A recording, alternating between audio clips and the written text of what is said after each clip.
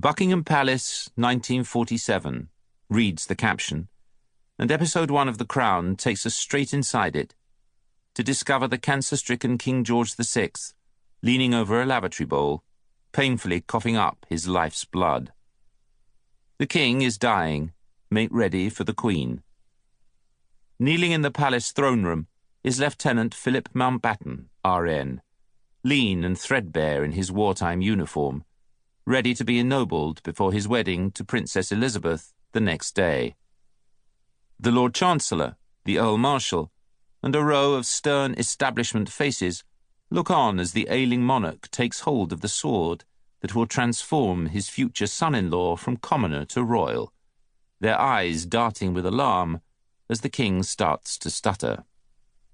Then George VI gamely clenches his jaw, twists his tongue around Philip's trio of titles, and rounds off the list with the highest honour in his gift, the Order of the Garter, with which Edward III first knighted his fighting companions in 1348.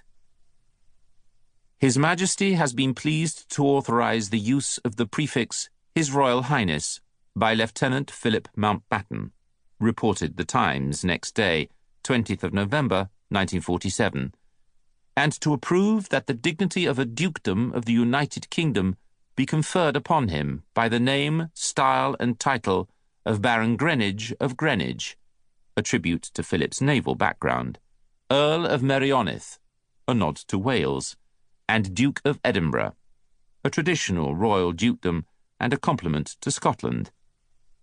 The king touched Lieutenant Mountbatten on each shoulder with a sword as he knelt before him in the ceremony of the accolade of knighthood and invested him with the insignia of the Order of the Garter.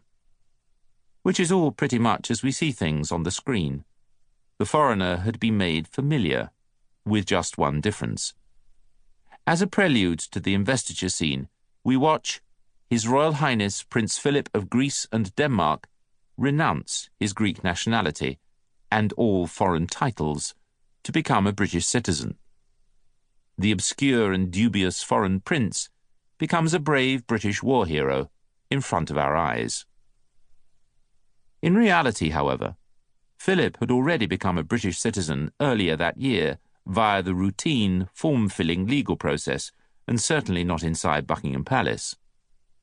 History records that Prince Philip of Greece renounced his Greek titles to receive his British citizenship on the 18th of March 1947 under the British Nationality and Status of Aliens Act, so he went by the name of plain Lieutenant Philip Mountbatten, RN, for a full 8 months before his father-in-law ennobled him that November. You are watching an historical drama, dear listener, not a history documentary. The Crown is a work of creative fiction that has been inspired by the wisdom and spirit of real events.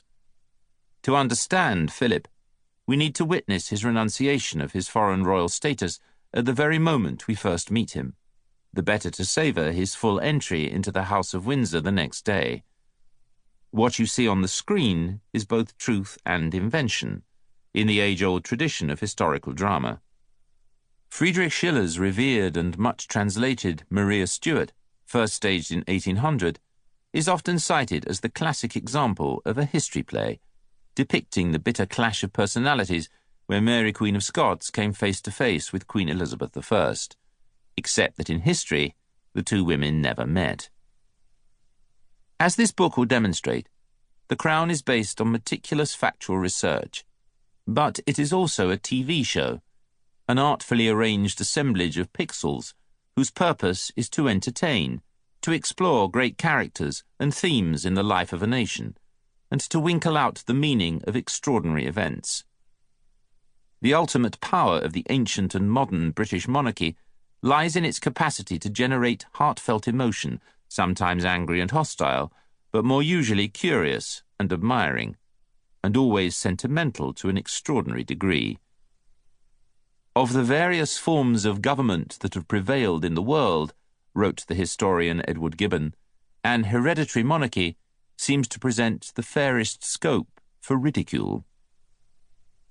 These are the paradoxes that Peter Morgan seeks to address in The Crown, whose drama revolves around two. To keep listening to this audiobook for free, click the link in the description.